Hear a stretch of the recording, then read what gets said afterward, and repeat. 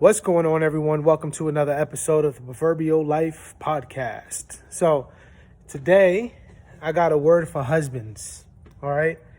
And I really do hope this is helpful. I would love to have an ongoing conversation with anyone. Leave a comment below on the bottom. But this is a word for husbands, all right? When we talk about marriage and all that entails being in relationship with someone else, there are so many factors that come into play that need to be assessed and need to be considered when we talk about the two becoming one, two people, right? There's so much to say here, and maybe you guys let me know if there's anything specific you want me to talk about pertaining to marriage and relationships, because there's a lot to say, but this is what this video is going to be about. As I'm thinking, there's like, oh man, I can go in so many different directions, but this is what I want to say today. Husbands, whether we, including myself, whether we like it or not, this is the reality of the case. Whether we like it or not, who our wives are is a direct representative, or is a direct correlation with our leadership or lack thereof. All right, so let me repeat that. Who our wives are, the good, the bad, and the ugly, is a direct correlation to our leadership or the lack thereof. Now, when I say that, don't think that I'm saying that our wives aren't culpable for their own actions. Of course they are. They will stand before God for themselves, by themselves, and give an answer for the life that they lived in Christ. However, we are their husbands. We are the head. We are their pastors, as it were, right? And we are responsible in our leadership toward our wives. And a lot of times, the problems we see in our wives is a direct result to our leadership, right? And it's so easy to miss that, because we can complain, well, she always do this, she always do that, or she don't do this, or she don't do that. And again, she's her own individual before the Lord that will give an account, and she has to humble herself and examine herself before the Lord. But brothers, a lot of the issues we see in our wives is a direct result from our leadership. Now, let me give you an example, okay? You say, well, Edwin, my wife has been the way she is since we got married, so you're wrong. Okay, well, let's say that is the case. As a leader to your wife, have you set an example before her? Okay? Are you living a life that's consistent with the Christian faith? Are you living a life that is honoring the Lord, seeking to obey what he says, and laying that down as an example before your wife? We're not even going to bring children into the mix. If y'all want to talk about children, y'all let me know too. We could chop it up. And I'm not saying I've got the corner to these things. By no means. I'm just saying these are things that I've gathered by way of observation outside and inside my own life and heart and marriage. And so have you laid down an example of godliness, of Christ-likeness in your marriage with your wife, right? Have you done that? Number two, have you been faithfully consistent in coming alongside your wife and seeking to pray for her, pray with her, to be faithful in calling out sin in her life, in her heart, in a way that is exemplary of a loving husband that comes alongside his bride, Christ's daughter, God's daughter? And again, it's easy for us to conclude, well, yes, of course I've done that. But brothers, listen, brothers, the heart is so deceptive.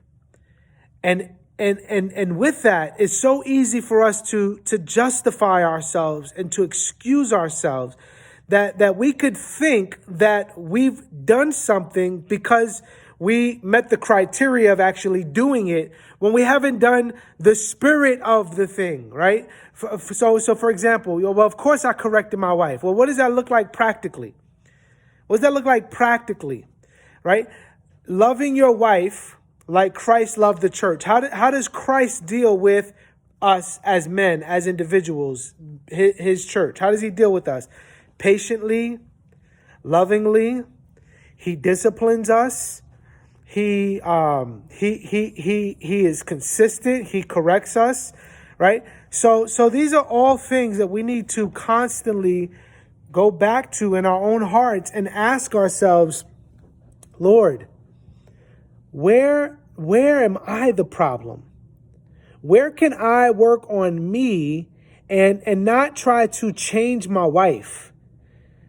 Because, Father, I recognize that much of the problems that I see in my wife, and again, Lord, even help me to see, help me to rightly understand and to rightly weed through, help me to weed through even my own motives in concluding that my wife is the problem in these areas. You see, a lot of times we want to conclude that the wife is the problem because of X, Y, and Z, when really we're the problem because we have faulty expectations. We have expectations of this beautiful queen and bride that God has given us. We have false expectations based on what we see in other people's marriage, or what we read in a book, or what we idealized in our own minds, or what our mother was like. Come on, y'all. You see, when really we need to come to God saying, this is the woman you gave me. And she is a blessing and she is good. And it isn't my job to change her. That's the Spirit's job to change. It's my job to love her. It's my job to wash her feet and to love her. And that may be physical or non-physical. I mean, you can literally wash your wife's feet if you want, but I'm talking about even the spirit or the essence of washing your wife's feet. But you don't understand, I do that and she don't do that to me. Well, then give that to God and maybe have those conversations with her. See, but brothers, listen, it's so easy for us to conclude that everyone else is the problem, all the while justifying ourselves and missing the reality that we are the problem. There's a song that Timothy Brindle says. He says, my biggest problem is not thinking I'm the biggest problem. We do this thing so often. The heart of the matter is my heart is the matter. See, that's the problem, brothers. We are the problem. And whether we like it or not, it is our responsibility to lead our families and to lead our wives, right? And it is their responsibility as wives, and this isn't a wife video, but as wives, it is their responsibility to be submissive to their husbands. And that's a whole other topic, right? For women to do the same thing and to examine their own hearts and to say, am I submitting to my husband? But to the husband, to the men, are you loving your wife like Christ loved the church? Am I loving my wife like Christ loved the church? That's a real question. And of course, listen, of course we're going to say, no, well, nobody's perfect. No. But like really, y'all, we got to really press in on this and really ask the Lord to peel back the onion of our heart, right? Because there's layers of justification. There's layers of bad examples. There's layers of presuppositions, right? Things in our minds that we bring in to our marriage, into our relationship. There's this comparison, right? Where we could see other Christians' wives and be like, well, why my wife's not like that? Or why isn't my wife like the first lady? Or why isn't my wife like my mom's? Or why isn't my wife like X, Y, and Z? Listen, stop, because what's going to happen is if you don't deal with these sins in your heart and these unrealistic expectations, and if you don't examine yourself and see, man, maybe my wife is bitter and envy and jealous because of my doing. And maybe we just need to be honest before the Lord and say, God, how have I contributed to these sins in my wife's heart? How have I assisted my wife in concluding these faulty ideas? This is heart work, and this is hard work.